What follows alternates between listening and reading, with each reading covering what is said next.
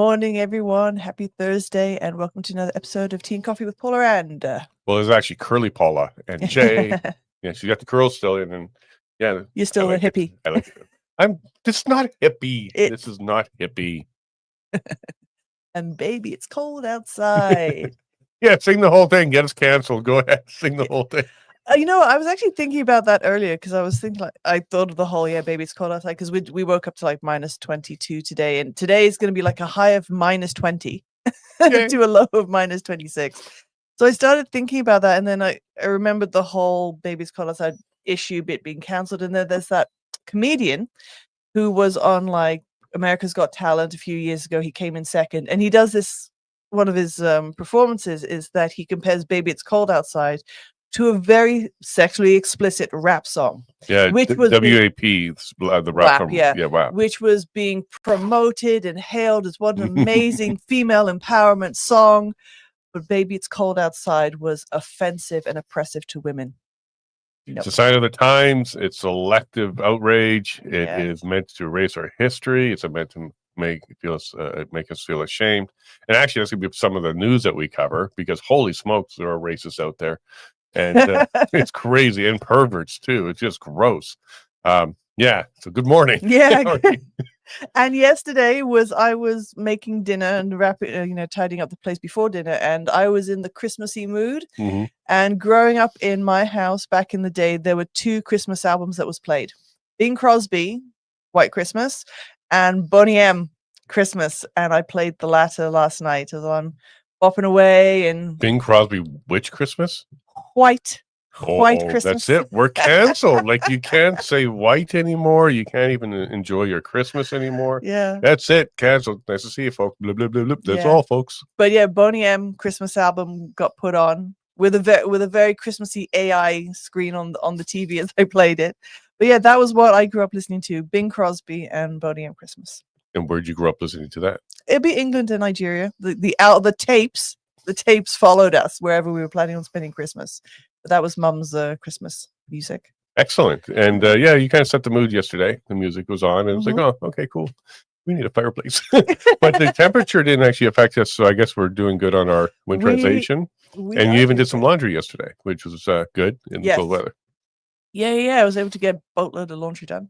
But yeah, because our test, what you ended up doing, heat wire on the the output, the water drain, the output for the drain. But the main test was whether or not the underbelly of the trailer was warm enough where the pipes lead from the main intake through the laundry, washing machine, tumble dryer. And it was fantastic. Got the laundry done, worked a treat. And even this morning, dog's water is thawed, cat's water is thawed, everything's tickety-boo. Will work. I haven't checked on him yet. He'll be fine. He's going to get another couple of hay bales. He may be getting a date night this week. Penny looks like she's in heat. So we just need to rustle up a trailer and bring her over, and she'll spend a few days. You found her on onlypigs.com? Onlypigs. No, frankly, there should be a website, because you got to find them, and he can be rented out, I heard. Yeah, no, exactly. He's a good-looking boar. And he has... he's been bred before because one of the piglets we have, getting older now, Piggy Lee, is his daughter. So at some point we just need to get another boar, because we can't breed her with anyone, with him. Contrary to the racist comments all over one of my posts, we don't do that inbreeding thing here. It's not a thing here. It's so gross. But some of the people out there are just horrible. Yeah, like anonymity behind in your shot. No. Anonymity online, it gives people such courage, but it's disgusting. I bet you a good chunk of them are not even people. They're just rage provokers. They're trying to get people to just lose their mind and getting angry. That's all they are. They're stokers. Maybe become stokers. Yeah, because rage baiters didn't go down well yesterday. Did not go down well yesterday. Fishing, and you're like baiting, and you're trying to catch the fish rage or something like that. But the more stokers, where they're just trying to get you to freak out. It doesn't work with me. I have a pretty cool temperament online. Offline is another story, but online I'm pretty good. I don't know, man. Yeah, you are. Well, certainly you don't go swearing and things like that, but no, you can be a bit curt with your replies. I would say that. I think we might get into one or two of them. The glass of water one. You like that one? Glass of water. What a difference. Psychic. Oh, that's such an odd one. But did you notice how we said that both very differently? Glass of water, and I say glass of water. Glass of water. Yeah, glass of water. Glass of water. Maybe that'll be the new title of the show. Glass of water with Paula and Jay, and we both have to say it. Yes, there you go. Welcome, good morning, everyone, to Glass of Water with Paula and Jay. Jay. For that drive in the morning while you're on our radio. Paula and Jay. Glass of water. Glass of water. All right, so we're on episode 83. All right. Not bad. Yes. You enjoyed yourself? Yeah, so far so good. It's decent. You're wearing a liberal red again? Liberal. This is my festive red. You're going to claim it in December then. In December, it's festive. Yes. I'm sure at our last show, I'll probably stick a Santa hat on as well and complete the festivity and be ready for Christmas. What should we do for episode number 100? Don't know, mate. We got to do something, because if it was a TV show, that would be the syndication number. They usually have a big cake. They do something for episode 100. Don't know, mate. Let's get there. We're at 83, you say? No, what is it? Yeah, 83. Don't know, mate. Should we bring Santa himself? There, you're in my shot. That's what's going on. You're in my shot. Look at the little fingers. Hi. Cool. But yeah, we'll think of something. Tell us what you think in the chat. What should we do for the 100th episode? Whether we bring a certain guest by, or we just hang out with you, or something. I don't know. Yep. Yeah, keep us posted. Put it in the chat. Send us an email. Excellent. And so for the Martin update was adding heat to the drain of the washer dryer, which we put in ourselves. We have quite the setup with our different devices in that trailer. Yes. Wives, do not complain when your husband collects stuff, buys stuff, from the garage sales, gets random tools that you think you're never going to use, because at some point you will. And that's been my experience with Jason over the years. He's collected stuff, and we did a good purge when we came to Alberta. So this is stuff that he's collected since here, and it comes in handy. So thank you very much, love. We're quite creative because we want to use what we got. We always look at something like, I can put that to use. So we hold on to it. It's not hoarding. No, I collect the wood, the insulation, things like that, because yes, there have been times when, hey, I need a piece of wood like this long, this thing. I was like, I know where I can get that. And we reuse, repurpose, recycle. So that should be clipped and shared everywhere. Men, you're not hoarders. You are preparers. You're getting things ready. But yeah, that's kind of true, because we do have a lot of knickknacks and tools and things like that where you're like, what was that for? I'm like, wow, what I need this for is whatever.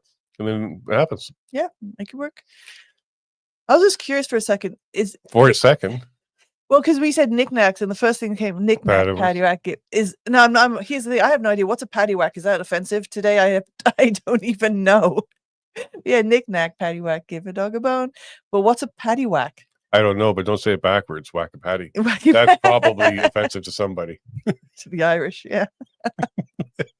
This is what you all pay for as supporters. So, by the way, if you want to become a supporter, you can do that. So, do share this episode out. It's going to be a lot of fun with Glenn Blackett.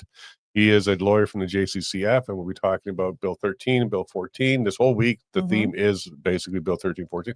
Oh, yeah, and also the third reading of Bill 14 was yesterday afternoon. This is why we lost Honorable Amory as a guest yesterday afternoon, because his bill went into third reading.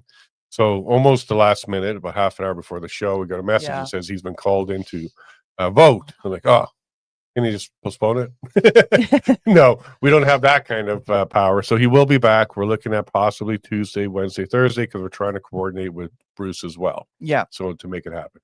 So he will be back. His office is very apologetic, and we will make that happen. Because I'm excited. And now that it's in third reading, that means the next is going to be a vote, and then it'll be a proclaimed or royal assent. That's one thing you'll lose as an independent Alberta. We won't have royal assent anymore. When we make a law, we make a law. We don't need a royal assent. Even though it's ceremonial at this stage, it's still basically the permission of the crown to go ahead and have the law of the land by the people. So we'll eliminate that step. Yeah. Let's just get there, folks. Let's just get there. One reading, one meeting at a time. We'll get it done. Also wanted to highlight, please go ahead and you can get your tickets at fundamentaltruths.eventbrite.ca for our January 10th event in Red Deer. It's coming along very nicely. I like my little email notification. So tickets are going, and I will go ahead and put the link in the chat for you as well. And a reminder, if you want to have a vendor table, you can reach out and we can try and make arrangements for you. Those are going fast as well. There is limited space in this venue, and we may have the opportunity to upgrade the venue. So depending on the ticket sales over the next couple of weeks, we may do that. But right now we're set, and looks like we're going to be good to go. But if you want to be a vendor and sell some things there, reach out to events with an S at thelevaneshow.com. Oh, I can see your face. You're in my shot. Oh, sorry. It's okay. Just move my laptop over a little bit because I don't want the zooming and the focus to happen there. And then for the people on the podcast, I have some messy hair today. Sorry. Yeah. Yes, he does. And at least but I always have messy hair, so I want to talk. You make it look good, though. You make it look good. All right, let's get into the news. There's our shot with the logo. We are fancy like that. We fancy. And I'm disappointed with some of the comments that I've been seeing online. It's again, I don't think it's real people. If they are, they're mentally ill. All right, so Rob Smith was a good episode yesterday. If you want to check that out, you can go find it in our little archive, all on the platforms that we have. He is past tense. He still is the UCP president. And we talked a lot about the nomination process, how it is not affected by Bill 14. There's a lot of outrage around that. That's kind of been dealt with now. Coming up, we have a comment out of the Premier's office about that, because we now have the ability to reach out and say, hey, can you give us a comment on this breaking and hot piece of information? And they respond. So very, very pleased that the Premier's office is approachable and accessible and very responsive too. So kudos to Sam Blackett, which I suspect has no relation to Glenn Blackett, but the last names are exactly the same. Okay. Yep. Were you looking at me like, oh, you got his name wrong? No, it's exactly the same. Because when I saw that, I'm like, any relation? I guess we'll ask Glenn. There you go. Ask Glenn. But one of the first things that happened right after the show, the recall for Danielle Smith has now been approved. The petition for the recall has been approved. It's now moved to the signature stage along with two others.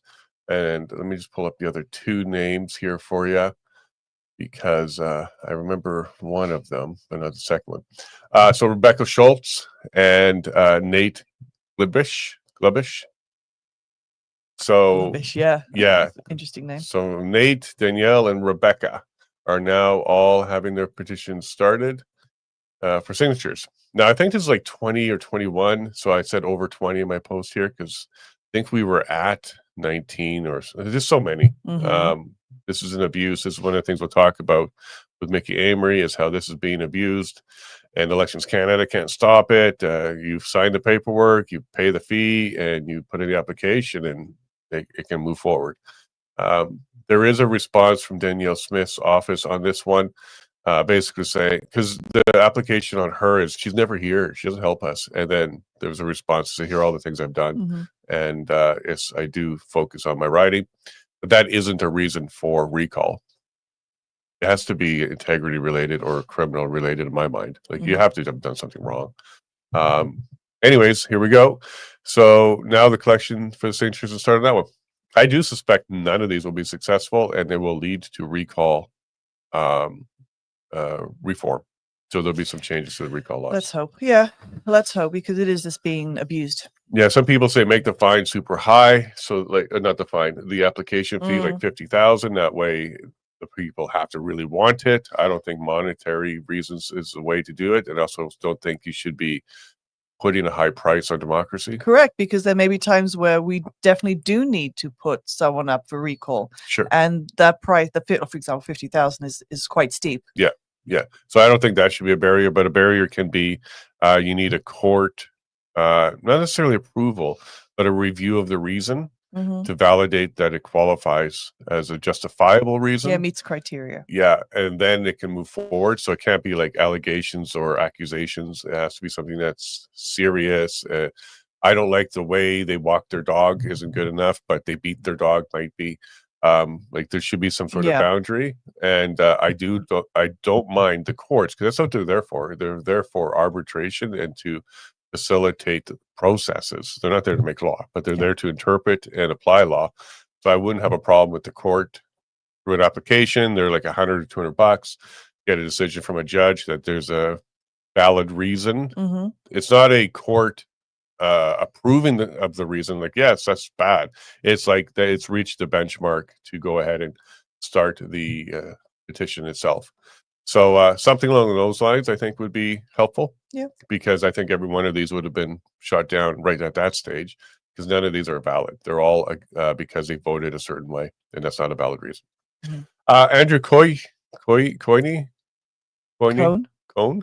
Yeah. Okay. He's just a goofball, like a real goofball. He's this liberal guy online who posts a lot of stupid things. And right now what he's posting about is the charter is being ignored. So his post was, a charter is basically optional now. You have such rights as the government decides to give you, not so much rights as permissions. And he's talking about the notwithstanding clause being used. However, Andrew, the internet is forever. So Andrew didn't have a problem with rights being lost when it came to the unvaccinated. So here's his post. They can travel, work, etc. All they have to do is get vaccinated. This is not a serious imposition in reality, even if they imagined it to be so. That they do so imagine is sad. Not sure what it means there. They deserve our empathy and understanding. They do not, however, get to set policy. And this is in response to somebody mentioning like 10% of the population can't travel because of their choice, their bodily input choice, whether or not to get the vaccine, and they can't work. And he's like, who cares? All they have to do is get the vaccine. So he didn't mind removing your right to work and travel. Yeah. And the problem with that, my post on him is that, hey, Andrew, you are a fraud. You only care about the charter when it suits your political ideology. Remember when you supported stripping rights from the unvaccinated? Forgot about that? The internet didn't. Mm-hmm. I just don't like people like this. Pick a lane, stick to it. I am for fighting for rights, including the free speech. And this is why I do not think we need more hate laws. We are the target of some of this stuff. And we're like, well, that's the world we live in. But I don't think we need to have more laws to stop that. So I would fight against Bill 63, even though a couple of times in our history it probably would have been helpful, because the police do not take action on online threats. Mm-hmm. They have to be real world threats.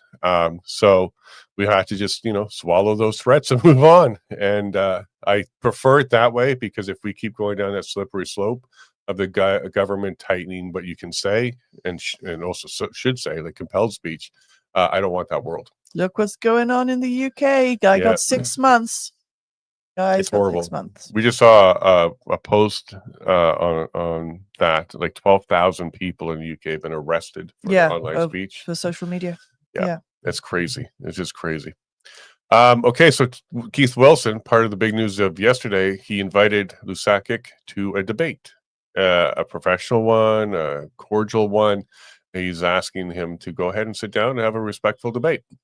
My quick response to this one was, Thomas Lusakic cannot defend his position to stay in Canada, so there's no chance he will debate Keith Wilson.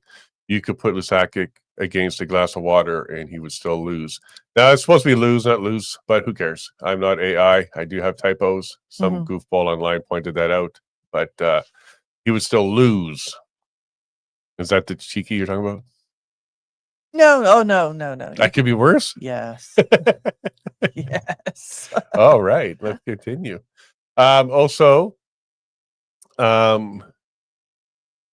so one of the comments that we got in the Premier's office yesterday was about her position of the signing of the MOU, but the defeating of a CPC pipeline motion. So here's a post. Breaking, Premier Smith clarifies Alberta's position following defeat of the CPC pipeline motion. The Premier's office has released a statement following the defeat of the CPC's non-binding motion in Parliament to support key elements of the Alberta-Ottawa Pipeline MOU. So for those that are just catching up on that, Pierre Poilievre introduced a motion where he copied and pasted portions of the MOU into the motion to get it passed in order to show support, even if it's symbolically, to show support for the pipeline in Alberta. At first, his draft was being rejected, so he added some more to it, which was the carbon capture portion of the MOU, and then brought it forward, and it was voted down. It was voted down by every single party except the Conservatives. So all the other parties got together and voted it down, and this is the response from the Premier's office. Official statement from the Premier's office, quote, Albertans greatly appreciate the CPC's continued advocacy for pipelines and an improved energy investment climate that will benefit the country in profound ways. Regarding today's CPC motion in Parliament, the Premier's understanding is the federal government voted against the motion as it wasn't a vote to support the entire MOU. Rather, it was a vote to support selected portions of the MOU.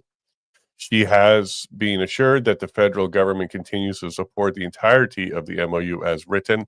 The Premier is committed to upholding Alberta's end of the MOU in good faith and expects the Prime Minister and his government to do the same. She looks forward to continuing the work on partnering with the federal government towards the construction of a private Indigenous co-owned 1 million barrel per day new pipeline to Asian markets, as well as the other critical improvements to the investment climate outlined in the MOU. End quote. So my position is the motion itself has no legal force, but it offered Parliament a chance to signal support for the core commitments in the MOU. The fact that it was voted down makes it clear there is no political will in Ottawa to back this agreement, even symbolically. The Premier's response reflects a position she has to maintain. Alberta will meet its obligations in good faith and expects the federal government to meet theirs as well. That's the only practical stand she can take until Ottawa's actions confirm otherwise. This vote shows where Parliament stands. The Premier's statement explains where Alberta stands. The next step will depend entirely on whether the federal government honors the full MOU as agreed. Okay, so here's where I'm coming from on this one, folks. Yes, a lot of people said this means that we won't get it. I don't think we're going to get a full stop. Okay, so it doesn't matter if there's a motion. To be clear. It doesn't matter if there's a motion in the Parliament or anything like that. I still don't think this is going to materialize at all. So that's my position on it. But this is theatrics in the Parliament by Pierre, which is fine because I actually like the idea that he was kind of putting their feet to the fire and say, okay, well, who is going to support this when the time comes? And there was none. But what I wouldn't want to see Alberta do is because we did enter into MOU, whether I like it or not is irrelevant. Yeah. The political side is you did enter it. And if Alberta was to breach it by not continuing with the MOU as written, based solely on something that happened in Ottawa that isn't part of the MOU, we would be in breach, and that would be giving Carney his out and saying, oh, look, Alberta couldn't, honor their commitment and all that. And that's why it fell apart. We were completely ready to put a pipeline in. Like, you don't want to give him that leverage. Correct. What you want to do, whether you like it or not, and it's like a divorce. Like, if you're going to, you have to do certain things. Like, you have to expose your bank accounts and provide, like, you have to do it in good faith. So what she has to do is continue with the plan, whether we like it or not, and not be the one that breaches it. That's her only position. There's nothing else she could do. Yeah, exactly. The onus is always going to be on us to complete it. So we have to jump through the hoops, climb over the hurdles, tick those boxes, and not be the ones that say, no, it wasn't us. Now, don't get me wrong. I'd love to see her rip it up. Just get on the screen and rip it up and say, you know what, we're done. I would absolutely love that. Politically, at this stage, she's got to navigate this one in a certain way, and that's what's happening here. What I didn't like was the excuse that she made an excuse for them. It wasn't the entire MOU, but that's likely what she's been told. Yeah. By Arnie. Like, now the move should be Pierre brings the entire MOU, unedited, full version, drop it on the table and see what happens. Then we would have a much better understanding. Because that would mean the excuse she received is bunk. Yeah. But we'll see. We'll see. And nor does it change much. But that's the official response from the office. And so we're sharing it. So again, with this debate with Blackett, Rise of Alberta posted it. And we also have the host is also confirmed that he would host it. But I'm still saying not a chance. Thomas is too busy advising Mark Carney on how to destroy Alberta. Like, he's not going to do this debate. We offered him to come on a show when he announced the petition was announced, and he responded, and he's like, "Okay, I'll look into it. I'll get back to you by the end of the day." I even talked about meeting him in person. That's when he told me he's in Edmonton. So there's some back and forth with him, and then ghost. and then shortly after that, a block. So I said APP one too many times for his liking, but we didn't have any falling out. I invited him on. I was genuine when I wanted to understand a bit more what he was doing there. I would have had him on, but he was a ghost. We also reached out to the Elections Alberta because there's a letter floating around from the Chief Electoral Officer about Bill 14. Now, if you read this letter, all he's really saying is currently he's the one that needs to decide whether or not the petition goes forward. Bill 14 moves some of that responsibility to the Minister of Justice, which will be currently Mickey Amory. And this letter is saying, hey, look, if you want to be the one that decides whether or not the petition goes forward, you should also be the one that receives the application then. And then once all that's done and decided, then move it to Elections Alberta. Now, it does a lot of hoop jumping and chatter here about democracy and how he thinks this is an issue to democracy. But really, when you read what he says, look, if you want to be the one that decides, the application should come to you before it goes to us. We don't want to be the middleman. Here's the thing about an independent office. You need to stay independent, which means you don't even have a choice. Like if the legislature, lawmakers say, here's a process and you are a middleman, you're going to take the application, send it over for approval, we'll send it back, then that's the way it's going to be. That's what an independent office is. You shouldn't take a position. I reached out, and ironically, that's what they told me. So today I reached out to Elections Alberta for comment on the Chief Electoral Officer Gordon McClure's letter to MLAs concerning Bill 14. Here is a response I received from the office, and I was cleared to go ahead and post this. I can confirm the CEO wrote to MLAs Amory and McIver. However, correspondence between the Office of the Chief Electoral Officer and the Legislative Assembly is meant to be confidential, and it would be inappropriate for us to comment on it. The CEO is nonpartisan, is he?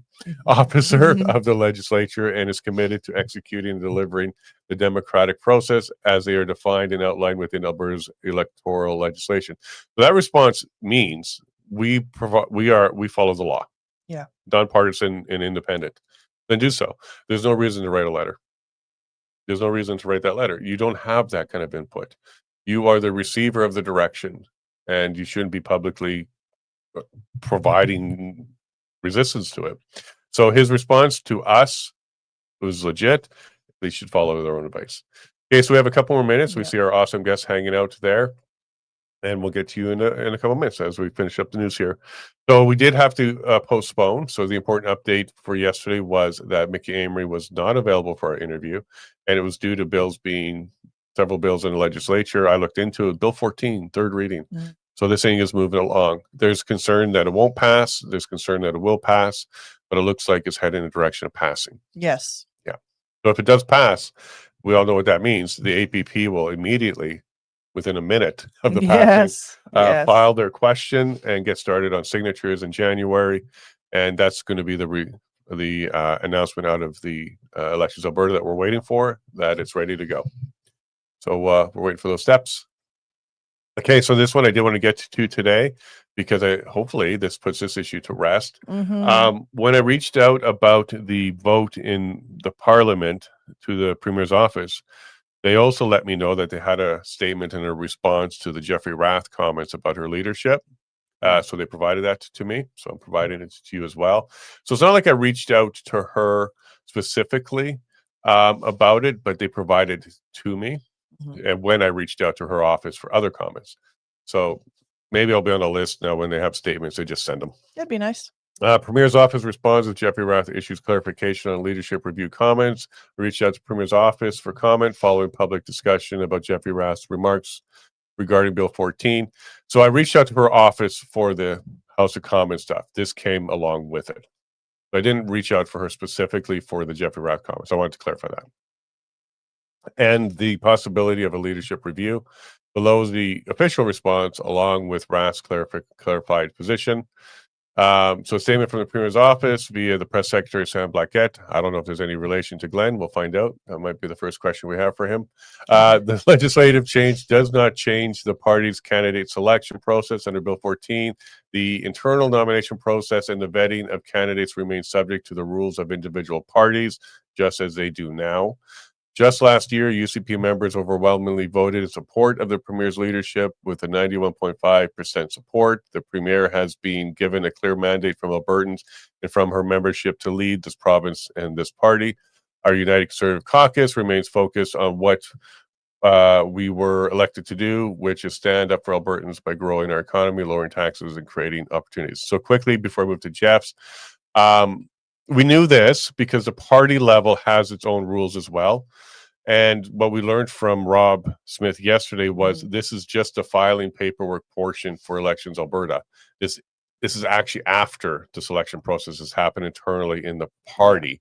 So this is not a direction to CAs inside the party. This is just changing the signatures on the application or the notice of nomination to Elections Alberta. So nothing's changing on the party level. The laws can't touch the party level. The NDP can do whatever they want. Alberta party can do whatever they want. Everybody can do whatever they want. Just when it comes to filing the paperwork, who signs it? So that's what is being changed here, according to Rob Smith. And that was something I want to clarify, not just with Glenn, but also with Mickey Amory when I have a chance. But she's right. Inside the party, they have their own process. And Rob laid that out yesterday. Now back to Jeff. So Jeff updated his position because the responses around his position was that he was calling to start a recall, not a recall, but a leadership review, and said that there's a lot of CA presidents in support of that. What I learned was there are some CA presidents in support of having the conversation about this particular amendment, and hopefully with Rob Smith, the Premier's statement, and a review of their own internal procedures, everybody now understands this wasn't and isn't a way to stop the current internal processes from happening the way they always have. This is a paperwork issue. So Jeff responded, but to be clear, all I really said was that a number of CA board presidents were very upset over the entirely inappropriate amendment to the election regulations that had the appearance of a power grab. So I'm glad you used those words, the appearance, because it isn't. Again, this is after the party has already made these decisions. I was simply reporting that a number of CA presidents were upset enough over the proposed amendment that they were considering a leadership review. Don't shoot the messenger. So the clarification there is accurate. But now that they understand better what's actually going on here, there is no push, from my understanding. As to any speculation that I ever intended to run for office, this is completely false. I will never run for public office. My only goal is to get Alberta out of Canada. So a lot of the pushback on him was, you want Danielle out so you can be in? No. I've spoken to Jeff many times. He doesn't seem to have any ambition like that at all. He wants to just help Alberta move forward and then get back to his life, frankly. He's a successful lawyer, and that's what he wants to keep doing. As I'm not a leader of anything, no one can remove me. I will keep speaking my mind and speaking truth to power until Alberta is free. This is a powerful statement because absolutely, he can't be removed. That's right. Like a recall, anything like that. And I have no problem with people speaking truth to power. What Jeff does well is he will apologize or correct himself as needed, but he stays firm when he has an opinion. That's cool. So both sides have now clarified their positions, and this issue can be considered addressed. The focus can now shift to moving forward with the Premier continuing her work, introducing legislation, including Bill 14, and with Jeffrey Rath contributing his efforts to bring awareness and important information towards a much-needed referendum on Alberta's independence. So hopefully that helps everybody understand the situation a little bit better, the position of both sides. Neither one of them are throwing arrows at each other. It's kind of just move on. I'd like to kind of see things happen that way. You don't have to be friends. You don't have to like each other. You don't have to sit down for dinner. And I have to cut my hair. Yes, and a little bit more thinking before we speak. No, I don't mind that. Okay, because that's compelled speech too. Just be willing to, address any inaccuracies or errors and stay open-minded. I really don't want people to necessarily spend a lot of time pausing, because I don't. Pausing and really considering what's being said. I want open free speech, but I also want people to be able to say, okay, well, I messed up, or I changed my opinion, or I learned more. That stage, if you're doing that, you're good in my books. You're really good in my books. All right, folks, let's get into the guest. Sorry, it was a little bit late there, Glenn. No. Yeah, we're just trying to get through some of the news of yesterday. It was quite the news day. How are you doing? I'm great. Thanks. How are you two? Excellent. Well, we're great. We got Glenn. Clay, first question on the table. Any relation to Sam Blackett? No. So, yeah. No, really. Not that I know of. It's a pretty rare last name, though. So probably somewhere along the lines. Well, the two of you are the only Blacketts in my contact list. So I had to ask. And I thought it was pretty cool. So actually, one of the things where we talked about is Bill 14. And I think one of the things in the Bill 14 that was a concern for everybody was this amendment that changed the nomination application signature portion of the process from CAs to the leader of the party. Was that one of the issues that you wanted to address today? No. I'm going to disappoint you there. My only interest in Bill 14 has been my file that I've been working on, which is basically the Law Society of Alberta angle of that bill. So that's all I really. And that's Bill 14 or Bill 13 or both? It's Bill 13 and 14. Yeah. Okay. That's what I think we were chatting about, because there was some overlap there happening there. Right. Yeah. Okay. So now we cleared that. It doesn't seem like anybody has a concern with that. This is what I learned yesterday with Rob Smith, the president of the UCP party, was this is a paperwork issue with Elections Alberta. This has nothing to do with the selection process inside of a party. In fact, the laws don't apply internal to the party on how they select their candidates and nominees. This is just how are things filed with Elections Alberta. So we're glad we have that clarification, because boy, a lot of people were upset with that amendment. All right, so let's move past that one and let's get into first, who are you? Other than somebody that gets up nice and early to hang out on a talk show. Yeah. Who am I? I'm a lawyer who I was called to the bar in 2003, worked in private practice until 2022. Basically, COVID sort of broke my brain. I was very worried about the state of classical liberalism in Canada, and so I wanted to put my legal license to a better use, and so I moved into the constitutional law space, and so I now do constitutional law, civil rights, that kind of stuff.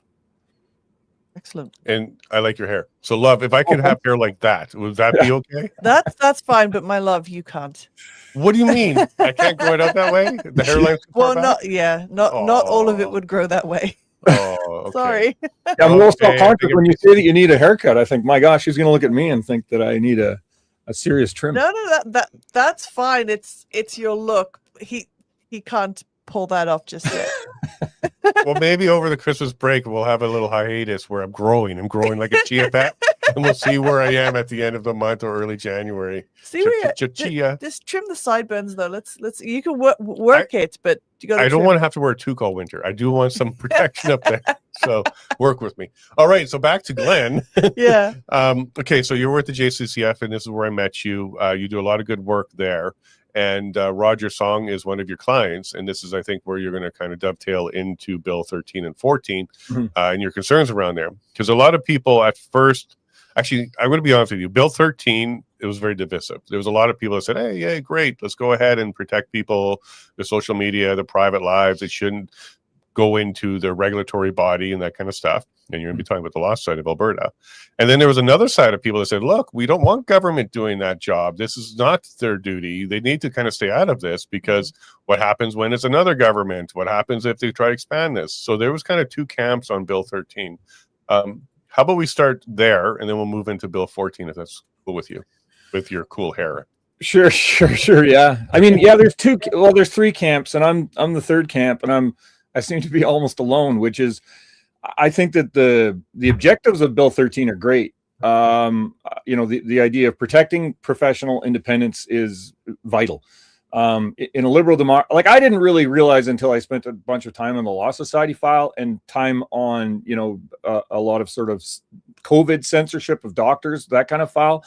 I didn't really appreciate the importance to our system for professionals to gain proper expertise, but then have the freedom to tell their clients what they actually think to be the truth, and to pursue that client's sort of rights vigorously, whether or not in a consulting room or in a courtroom. And so professional independence is critical. I think the idea behind Bill 13, which is to protect professional independence, is excellent. I don't buy into the idea that, well, if the government weighs into this now, why, the next government might as well. The government established these colleges. right? So these colleges don't exist. They're monopolies on the ability to be licensed and practice law or practice medicine or practice nursing or whatever. That's all an invention of the government in the first place. So we're already dealing with a system that the government set up. The question is whether or not the system is being abused. And if the system is being abused, the government needs to do something about it. And in my view, when you look at what the Law Society and you know, I think the colleges and various other regulators are up to, they are abusing the powers that have been given to them by statute because they've decided to politicize those powers. They use those powers. They have an enormous amount of power over the livelihood of, you know, very important people, right? I mean, you have in the political mix and in the economic mix, you have lawyers on boards and, you know, heading up, legal departments in big companies. I mean, all over the place. So if you can control lawyers and you can force them to sort of help you engineer some sort of political result that you'd like, that's an enormous amount of power and a very tempting sort of thing to abuse. And in my opinion, it's been abused. It's been abused because the regulators have started to adopt these sort of political objectives. And so I think it's not only appropriate, but vital that the government intervene and correct course and ensure that there's no politics in professional regulation.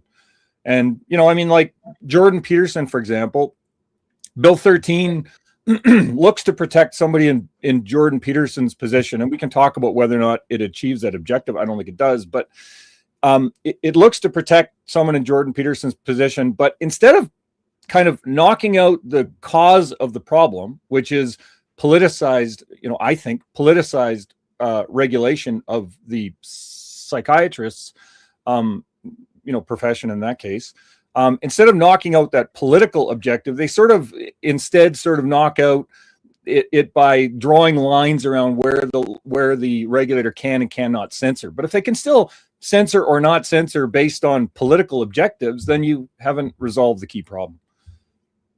Yeah, okay, so I totally see the problem here. You're leaving it up to regulators other than criminal. Like there are some exceptions. They're basically saying you shouldn't unless, and as soon as you do that, you start creating, parameters. And when you have parameters, whether you're a software guy or a legal guy, those parameters can move and they become interpreted in certain ways.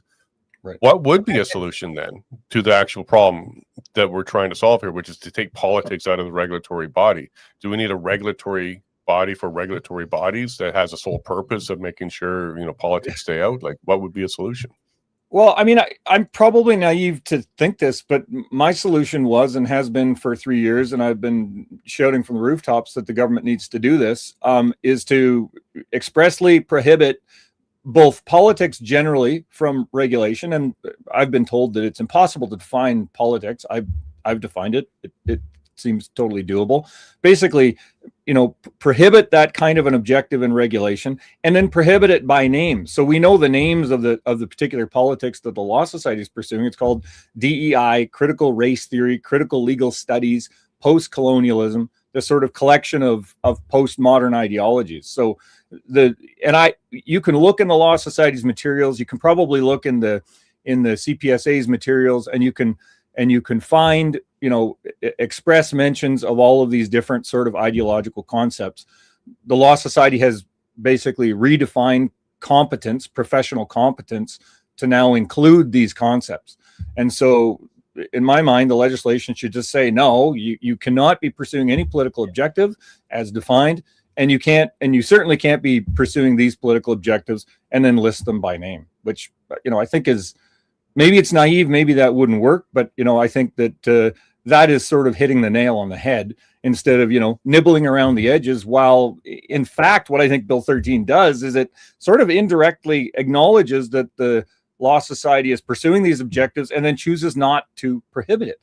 And the question is, why wouldn't the bill just prohibit it by name if it's as big a problem as I think it is?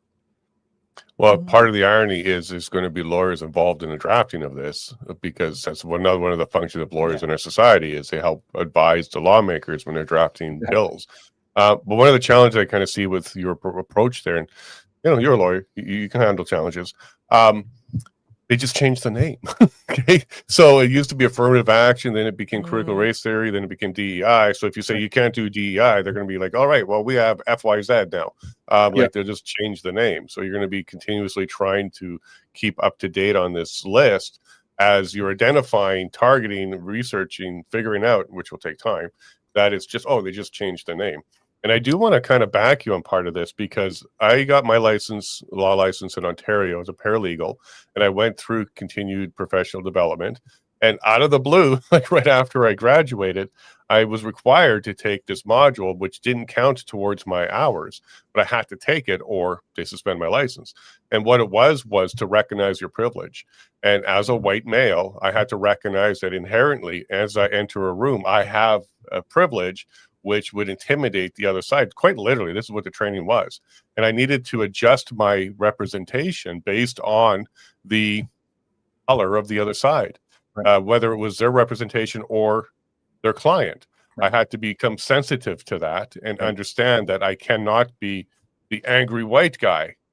Of course, this didn't change anything I did, but my license was on the line if I didn't go through that module. There wasn't a test at the end or an affirmation that I will do this. It was like, you need to identify and recognize this and adjust yourself going forward. So I've seen these modules actually happen in real life. Right. Yeah. And that's like, that is one particularly pernicious little barb that comes out of this woke ideology.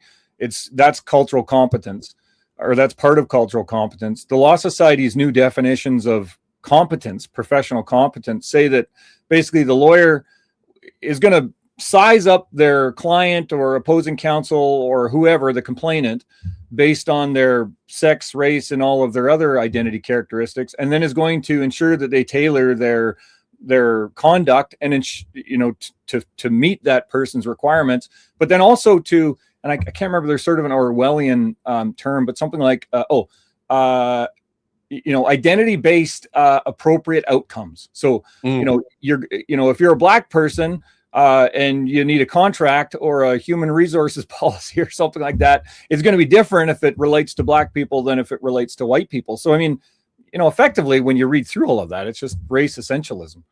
But to just pick up on your idea that you're just going to change the name, I kind of agree with that. I agree with that. In Bill 13, they outlaw cultural competence. What we found when Roger and I went to court on the Law Society's cultural competence, there's really two dimensions to cultural competence. One is this assertion that it's about understanding another person's culture so that you can sort of just understand it and be sensitive to it or something, some sort of exploration of world culture is kind of an idea, which is nonsense. Because if you looked at the only time that the Law Society has ever mandated training for lawyers, it was this thing called the PATH. It was called cultural competence. It had a bunch of torque history, it had a bunch of crazy sort of recommendations for enhancing the racial segregation of Indigenous people in systems of their own laws, in systems of their own courts.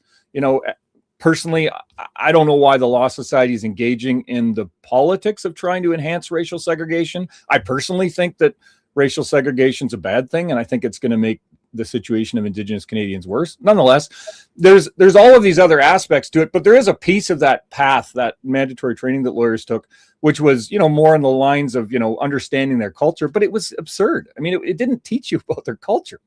It taught you stereotypes about their culture. It taught you that, they don't have concepts of property, So if I see an Indigenous person, obviously an appropriate outcome for them is something that doesn't involve private property, which is crazy. I mean, there's lots of Indigenous people that would like to own a home and take care of it and want to get a mortgage and stuff like that. I mean, there's nothing inconsistent. To the next generation, and pass it on to the next generation. Right.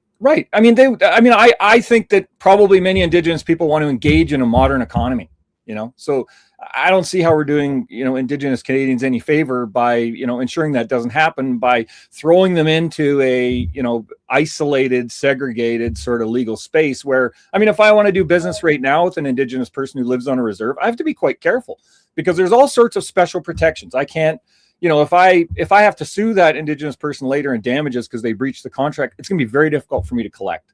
So it creates all of these different barriers to doing business with Indigenous people. And you don't need barriers, you need gateways, so that you can enhance that. But anyway, my point was that there's cultural competence has two aspects, this kind of, world cultures stereotype aspect. And then it also has this political aspect. And, if you look in the Law Society's materials, they characterize that political aspect of cultural competence as lawyers taking having an agenda to radically transform the justice system. An agenda to radically transform the justice system. Well, technically, isn't that what you're advocating for right now? Am I advocating for that? Well, that technically, when we're talking about what we're talking about right now, wouldn't that be considered trying to radically modify the justice system? Well, no, well, that's what I'm trying to get at. Is the words they're using here would also stop these kind of conversations. No, there's nothing wrong with a lawyer participating in the political system, right? There's nothing wrong with a lawyer having free speech or having thoughts. If I want to say, I think Indigenous people should be, insulated behind layers of racial segregation, I'm free to say that as a human. The point is, why is my regulator telling me that that's the political attitude I must take? And why is my regulator telling me that that's the political attitude I must engage in my practice when I go to court? Right. So I misheard that. I heard it the other way around. They're actually forcing the radical viewpoint. Right. So take another run at that. The Law Society of Alberta imposed mandatory education on 10,000 lawyers in Alberta called cultural competence training. When you look at their materials, they describe that as two things. One, understanding world cultures. Two, an agenda to radically transform the legal system. So why is the law? So the Law Society is given a bunch of powers by the legislature, and they take those powers and they decide, okay, we're going to use these powers now to radically transform the legal system. Did Albertans vote for that? No, they didn't. There's a lot of things that we don't vote for that's imposed upon us as people and citizens of a country. Well, you vote for the representation, and the representation is supposed to bring forward your representation. But we see that it's bringing forward agendas and narratives instead. Right. And so my next point would be, all right, the Law Society is doing that. Okay, so then we look at these new bills that the government has introduced. What do? Do they ban that? No, they acknowledge that it happens, and they basically say, okay, you're pursuing cultural competence and DEI. There's one little place where you can't do that. You can't do it in mandatory education. That's it.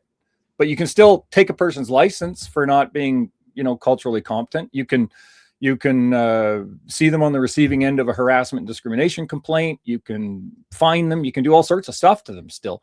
You just can't mandate education for them in that particular area. So there's the path, which kind of started this whole thing in Alberta, the Law Society deciding we all needed the path. The legislation basically says, okay, no more the path. But in every other respect, it seems to be, green light for this stuff. And we're seeing it all over the place too, because it's in the regulators, but it's also on platforms for social media. If you want to publish on YouTube, you better stay within the boundaries or they're going to penalize you, which could mean, to some people, not us, but some people, that's your livelihood.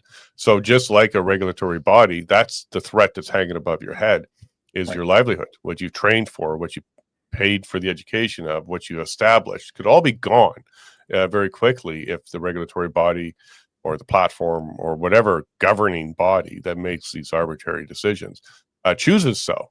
And okay, so I'm starting to see the problem a little bit more here. So how do we back it out? The mandatory education, they've highlighted that one, but then how do we back out the rest of it? And then what happens when there's a dispute? It's going to go into the courts with the judges who also have this problem too, because inside the courts themselves, which is a separate entity altogether, has this issue as well. I was at the Lethbridge courthouse during the trial for the Coots guys, and one of the things the judge did when he was talking to the jury, he says, ladies and gentlemen, thank you very much for being here. Really appreciate it.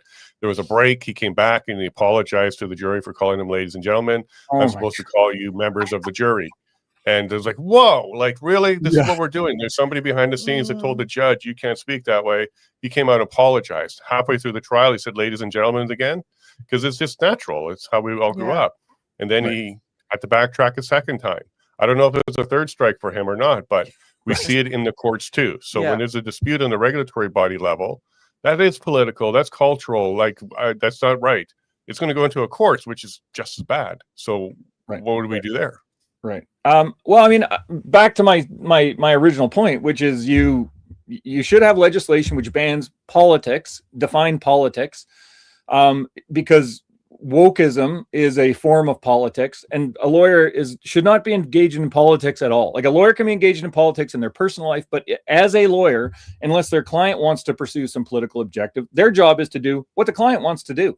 And so you need to get politics out of the profession, all of the professions, and secondarily, you need to name and shame the particular forms of politics.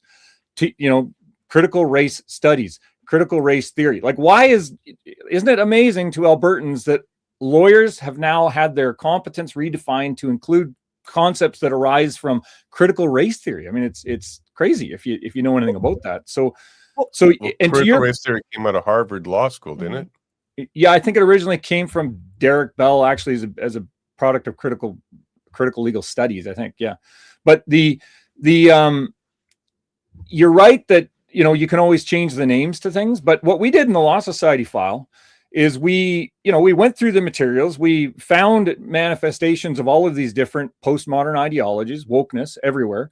And we put it to an expert, Joanna Williams. She's an academic in the UK who wrote a book called How Woke Won and other books. And she was able to identify substantively that I'm seeing in here critical race theory. I am seeing post-colonialism. She said that when she looked at the path, she said the whole premise of the path and much of its content was a manifestation of the ideology of post-colonialism. So yeah, you can go ahead and change the labels on a cultural competence class and call it instead, racial segregation, or call it your new political objective, or call it whatever you want. And now Bill 13 doesn't seem to ban it. But if you ban critical race theory, you can hire an expert to find that substantively in the materials, whether or not it's named critical race theory or not. So I don't think that it's not feasible to name these things specifically and cast them out. And certainly if the government were to do that right now, the Law Society's new definitions of competence would have to explode immediately. Like, it would just have to be removed, because there's no question right now that what the Law Society is doing is informed by these ideologies. It feels to me like we're heading in the direction of a department or a tribunal or some group, maybe a council, that's going to define what this is. And if that council or group or whatever gets infiltrated by the crazy people, then they're going to be in the control of those levers. Like, I'm just putting this out there because this feels Orwellian, like a truth department almost, or a cultural definition or a political definition department. Like, what happens when we get to that kind of level where we're working so hard at keeping up with the definitions as they're spawning all over the place that's trying to infiltrate? And then what if that body gets infiltrated? I'm not trying to poo-poo on any of this. I'm trying to really wrap my head around how do we deal with this, because this is coming from all angles. And you look at one person on the board who sounds great and everything sounds great and sounds like an expert and is identifying things, but they're there to manipulate in such a way so that we take it in a different pill format. I'm wondering, how do we truly address this? An independent body? How do we deal with this? Well, first of all, I think that the way that our system's supposed to operate, right, is that the legislature passes a law and then everyone follows it. So if the legislature wants to pass a law which is vague and sort of nibbles at the edges of some problem, well, they can expect that the problem is not going to be resolved. They need to pass a law which is absolutely clear, hits the nail on the head.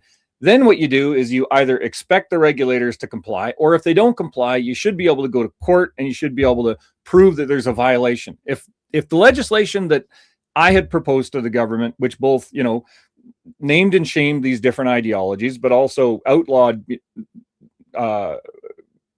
politics in general, had been passed, I think I could make a very forceful argument in court that the current definitions of cultural competence or competence are contrary to that legislation. So, I would think that the Law Society of Alberta would recognize that their new political program is offside the new legislation and they would voluntarily comply. If they didn't, I would go to court and I would have a forceful argument. To your next point, which is, well, what if we have a judiciary that's, skewed politically? We have the same problem in the judiciary. In the judiciary, if you want to be a Queen's Bench or King's Bench judge now in Alberta or anywhere in Canada, you have to give an undertaking under federal legislation that you're going to complete any kind of education that comes down the pipe.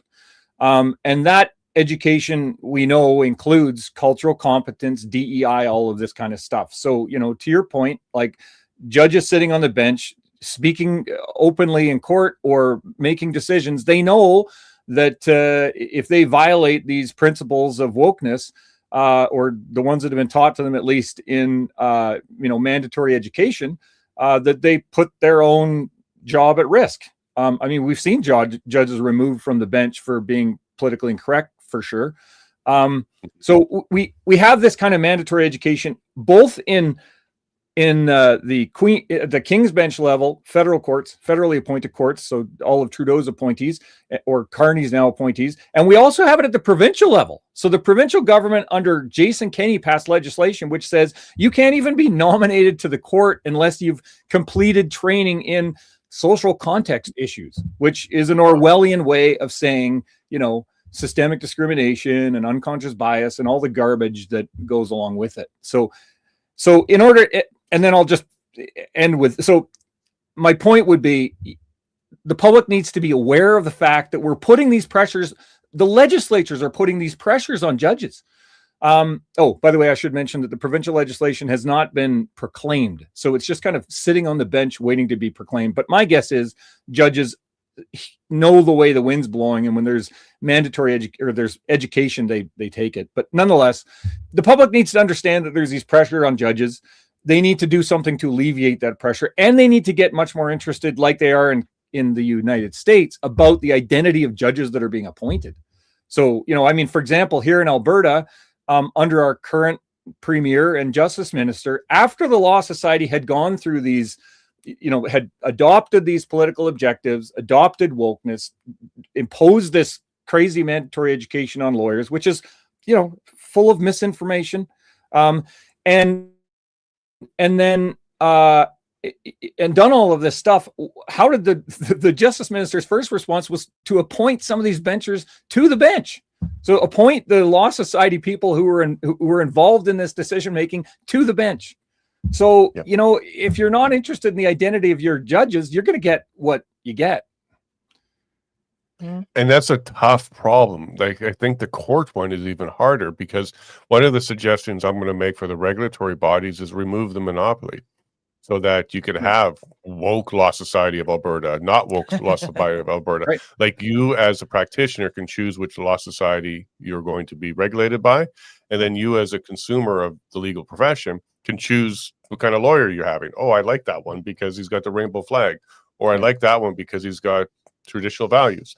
What about removing the monopoly on the regulatory body level, right to work as well? Because should you have the choice to go ahead and join a union? Like, I know these are kind of two separate issues, but along the same realm of a free market when it comes to unions and regulatory bodies. What about that to address at least that portion? And then when it comes to the judges side of things and the court side of things, they got to pull from all of them, not just pick and choose which one to pull from, but they pull from all of the law societies to go ahead and, set up the bench. Yeah, I've kind of entertained the possibility of like competing law societies. I think part of the problem may be that, you have very powerful vested interests that already are represented at the Law Society of Alberta. They have a lot of pull.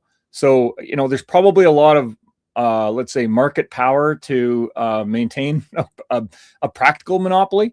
Those are the strings. Pardon me? Those are the strings in the system, the ones that want to control it. Right. And so, would a competing law society, like, imagine you're a student coming up, and you enter, you're leaving law school, you're going to get your articles. Are you going to register with the, non-woke law society, which has, fewer members? There's a bunch of big institutional clients that won't hire you. None of the law firms are going to hire you. It might seem like, why would I bother? Some people will, but, I would think that there's going to be a lot of pressure to still join the sort of the big boys club. Let's put it that way. But so, and then to your second point, well, what about, okay, unfortunately for 100 years in this province, to the satisfaction of Alberta consumers, by the way, according to consumer surveys conducted by the Law Society of Alberta, they operated the Law Society without all of these political motives. You know, if you just got the heck out of politics and specifically banned it, I don't think we need to get all imaginative about this stuff. We need to reorient the sort of objective of the regulator. But, you know, I would say that, okay, we had a 100-year run. It was a good run. Now we've entered this phase where regulators, like it or not, are going to abuse their powers for political purposes. If we're satisfied that, you know, no statute could be clear enough for a person who's appointed as a bencher to comply with the statute and not, you know, wave their powerful wand politically, then maybe, to your point, you should just get rid of the whole monopoly, you know, meaning a person should be able to practice law without a license. And now if you want to know whether or not your lawyer is competent or ethical, you look at his, you know, Google reviews, basically, which is kind of absurd. And I think kind of a sad direction to take the profession. But, you know, I think that if those are the options, then that might be the best option. 100%, because sure, I don't mind that there's a directory of practitioners, and then you see who are they associated with, and one of them could be independent, like they aren't part of anyone. And as somebody who's looking for representation, I would weigh that and consider that, and maybe even some of their Google reviews are part of this as well, so I can understand it. But there certainly would be a segment of society that will not want the establishment, the main one, because of the problems, including students. And I think over time, as this kind of settles, you'll see the ones that are more value and traditional alignment that does take politics out, like non-political Law Society of Alberta, and genuinely doing just law, those will grow. Those will be the ones that actually grow. And that's what happens in a free market with consumer decision. Now, I do want to highlight a couple of things, though. And I'm going to zoom out. And I don't know how Tim Hattie you get, but I'm just going to throw it out there. There is organizations out there that specifically target school boards, library boards, law societies, regulatory bodies to get in there specifically, like they're infiltrating it for the purpose of doing this. So these strings you talk about, these people that have vested interest, some of them are, you know, just wealthy people that really want to have an input, but some of them are specifically targeting these organizations for the purpose of bringing in DEI and doing that. So other than, you know, breaking up the monopolies and making it harder on them to infiltrate all over the place, I don't see another path forward, because you're fighting somebody who's not under Alberta law. They're under other things. They have their own ambition and agenda. I don't know how Tim Hattie you get, but it's very clear that library boards, school boards, all types of boards have this kind of being infiltrated. Yep. Well, yeah, and I'm probably naive, but, you know, I think that if legislation clearly bans something, then it's likely to be voluntarily complied with to a great extent. And to the extent that it isn't, we should have a judiciary that's going to be able to look at that clear legislative ban and enforce it. And if we don't have a judicial system that can do that, we need to change our judicial system. We need to get judges in the bench that are going to read the law and they're going to apply it. So, you know, I may be naive, but I think if you pass clear legislation, you'd get a serious result right away. You know, I may be naive, but I think that's the sort of most direct approach. And you should start there. And if that doesn't work, then expand out.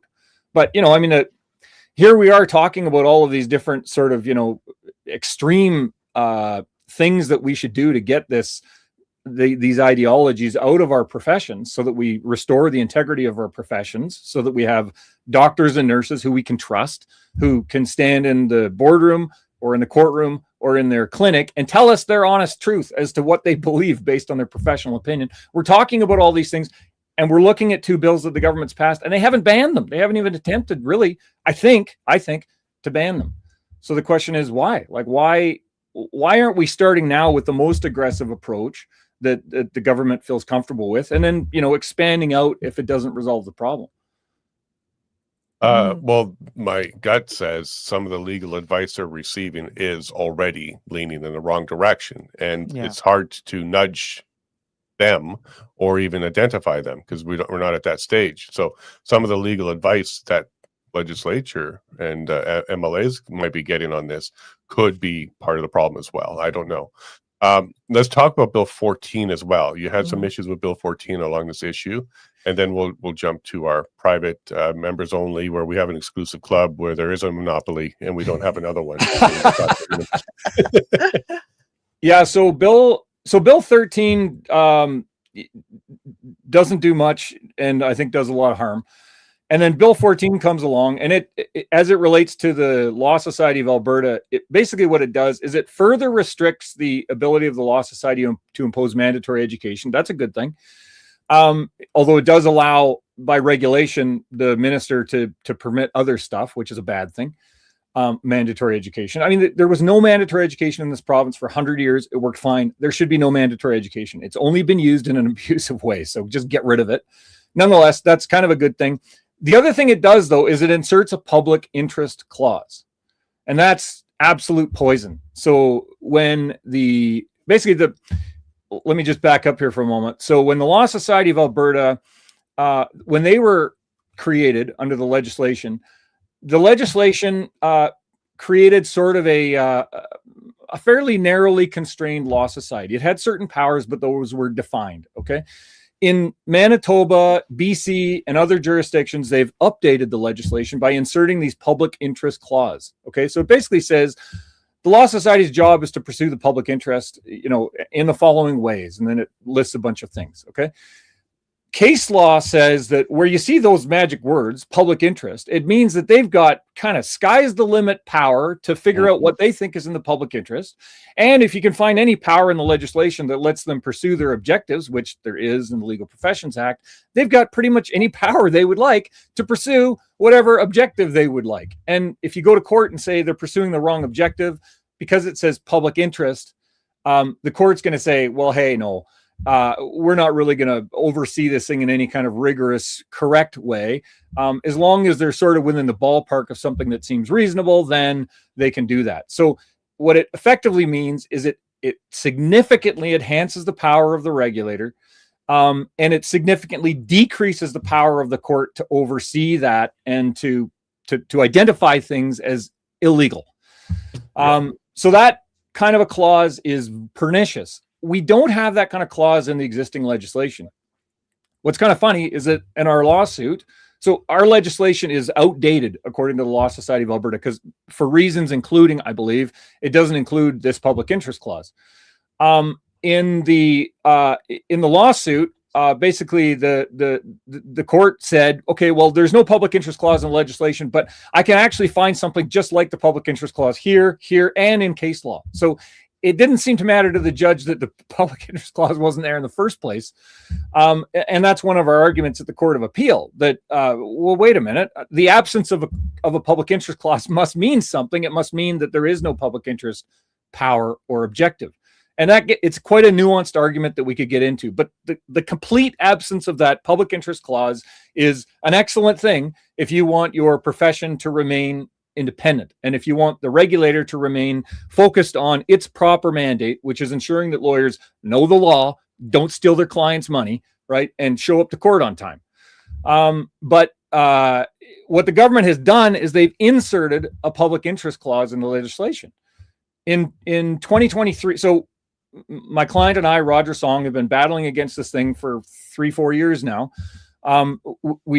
We've done petitions, we've done letters, we've done all sorts of stuff, lots of public talks and stuff like that. One of the things we did was we organized a letter from a whole bunch of different Alberta, Canadian lawyers, professors, what have you. It was signed by Bruce Pardy. It was signed by myself. It was signed by Francis Widdowson, a whole cast of characters. We sent that to the minister. And our first request was, first, we identified this problem. We said that you've got a law society that's gone rogue. They're trying to weaponize the legal system against the law. They're trying to weaponize the legal system against the Constitution, which, by the way, that's really what cultural competence means. It means understanding that our constitutional principles are harmful to minorities, i.e., let's dismantle it. We identified all this for the minister, and then our first ask was, whatever you do, don't insert a public interest clause. Because we knew that was toxic. We knew that was what the Law Society wanted, to pursue these objectives. And yet in Bill 14, what does the minister do? Inserts a public interest clause, which I can't explain that. I don't understand why the minister would do that if the intention here is to rein in the regulator. Maybe a little bit less naivety, because there is something bigger than just Alberta's justice minister at play here.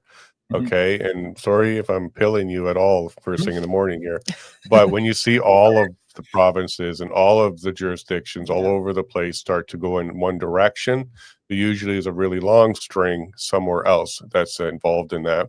One of the low-hanging fruits could be separate the justice minister from the attorney general, so it's two different positions. And maybe the attorney general shouldn't be a political position at all. It should just be focused on the law and providing the legal frameworks in the jurisdiction. Because right now that is the same person, and that's an elected position and then appointed. You're elected as an MLA, then you're appointed the Minister of Justice, and then you're appointed the Attorney General. What are your thoughts about separating those roles and making it a non-political position for Attorney General? I mean, I honestly, I've never thought it through. I mean, it sounds feasible. Whether or not that would solve the problem or not, I don't know. It never occurred to me. Yeah. But I mean, to your point that there's kind of long strings and other interests. I mean, there's this Federation of Canadian Legal Societies, and they seem to be the font of all of this kind of nonsense, them and maybe the CBA. And so at a national level, they come up with this gobbledygook, and then they encourage each of the law societies to adopt all this gobbledygook. And then the law societies dutifully adopt it. And then they say, well, we can't be out of step with the rest of the country, so we have to do this stuff, so, okay. I mean, that's really an abdication of your role as a legislature to, to some third-party organization that just happens to have national in its title and aggregates these bad ideas in one spot. So, whether or not an attorney general that's appointed would help that, I don't know. I haven't actually thought that through. Yeah, what I'm trying to get is something has to change in order for us to shift this a bit. And there are some low-hanging fruit, and then there's some really tough high-hanging fruit. Yeah. And one of the things I learned through all my research, talking to doctors, for example, is the colleges of physicians and surgeons are part of a college of physicians and surgeons out of New York. So they all kind of take their orders from there. And when you saw the COVID thing come down, where you were not allowed to recommend or talk about certain things, or your license would be taken away, that was a directive provided to the colleges, then down to the practitioners. So no, there is a far more organized path that's happening here, and I would not be surprised if even the legal profession had a national, then had an international body even above that one that's providing some of these guidances. But if you can hang out, we're going to go to our Monopoly exclusive members only section for a few more minutes here and have a couple more questions answered if you have some time. I do. Perfect. Okay. Well, I'm not looking forward to your bill, but I'll go ahead. I'll go ahead and jump over there right now. Okay. So thank you, Glenn. Any last comments for Albertans and Canadians? No, that's it. I just want Albertans to be aware that this problem of politicized professions has not been dealt with, and there should be political pressure on the government to fix that. Thank you very much. And that's exactly what we're trying to do with the show, by educating people about what's going on, and they can also then apply some of that pressure. So the more educated you are, and it's not mandatory education, I like to mind you, this is voluntary education. So hopefully they're taking this and can help in some ways. And but we're just going to cut over, so don't run away. We'll be with you in a second. Thanks. All right, folks, now we're moving over there. And Trevor, you should be in our club. Come and hang out there if you want. But the levineshow.com to get yourself started. Please share this out, because understanding how the Law Society works, how the judiciary works, how public interest is being inserted everywhere, how it's a broad term that basically allows decisions to be made outside of regulatory and legal and even traditional law is part of the problem. Certainly is part of the problem. Yeah, and my thoughts initially when Glenn started speaking was like, if they are putting this within the legal system where they have lawyers who know how to debate and fight for this, what chance does the rest of us have when they're trying to implement this indoctrination into our own different workplaces? Well, here's the thing. His client, Roger Song, has been fighting this. I know. Not very successful. Like, decisions are going against him, and it's so common sense. It makes a ton of sense. Right? Like, why in the world are you compelling us? Why are you trying to force us? Why are you trying to make us educated in a way like this? And he's not winning, and that's through the mechanisms that all of us have access to as well. Yeah. It's a very concerning topic. Maybe independence is the solution to this one. Yeah. Redo it all. Like go back to the basics or something like that. But hang on a second, Glenn, as we come hang out with you. Yep. Everyone, I hope to thanks for joining us today. Great conversations in the chat, and I will see you tomorrow morning. Oh, tomorrow's Friday. Yay. See you tomorrow. Everyone have a great day. Bye. And don't expect the Glenn locks tomorrow. And I definitely need to trim some of my hair. Thank you for all for being with us. Love you all, and God bless.